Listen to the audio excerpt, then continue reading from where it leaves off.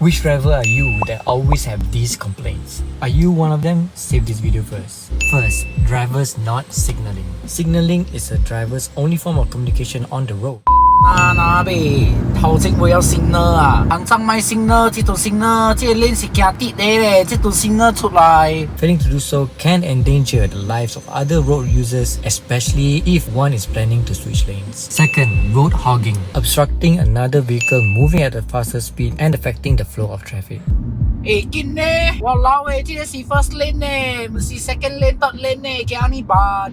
This happens quite frequently on the extreme right lane of the expressway. Third, drivers not giving way. The driver speed up after you signal your intention to switch lanes. 老誒，咪好我 lane， 呗，救個，閃，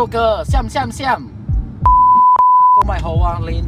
Not only does this make driving unpleasant, but it could lead to road rage. Just let it pass and take the next one. Fourth, cutting off another vehicle on purpose. Reckless driving, road rage, the reason doesn't really matter. 咱呢頭前個 cut lane， 呗啦，死未好 cut 死冇。